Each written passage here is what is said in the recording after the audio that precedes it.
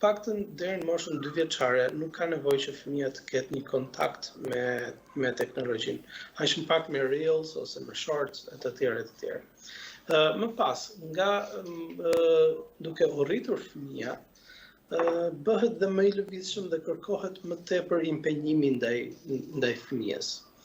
Dhe këtu ka nevojë fillojnë të bëhen disa balance, sepse edhe prindi duke u rritur fëmia ka nevojë dhe prindi të jetë prind, pra ka nevojë për privatësinë e vet, ka nevojë për kohën e vet. Në momentin që ti konsideron një nën me një fjalë, e cila është gjithë ditën në shtëpi me një fëmijë ose me 2 fëmijë me një fjalë, patjetër që kjo e konsumon njeriu qoftë nga ana mendore, qoftë nga ana psikologjike, qoftë nga jeta sociale, sepse edhe personi që po kujdeset për ta, as pak nuk e ka të lehtë këtë pjesë. Thënë në këtë prizëm, ka nevojë që mbas moshës 2 vjeçare, fillon edhe aty ku ti ndihesh që ke nevojë për një 10 minutësh, për një 15 minutësh, po mund të lejohet dal nga dal në mënyrë shumë të kontrolluar dhe shumë të moderuar. Çfarë do të them me këtë?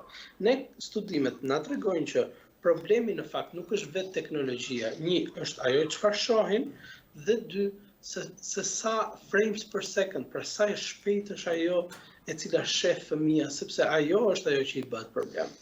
Dhe në momentin që ti i lë të shoh një emision edukativ shumë të ngadalt, pra nuk kalojnë sekuencat shumë shpejte të tjera, dhe nga ana tjetër merr kohën tënde për të pushuar 10-15 minuta, ndërkohë që fëmia mund të shoh pak televizor, atëherë kjo patjetër që fillon mund të konsiderohet e lejuar dhe nuk përbën problem.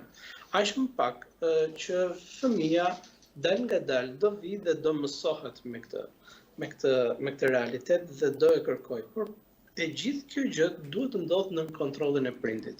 Nëse prindi thotë, shiko, unë mund ta menaxhoj pa internet edhe kur të vej 5 vjeç, edhe kur të vej 6 vjeç, kjo është shumë fantastike.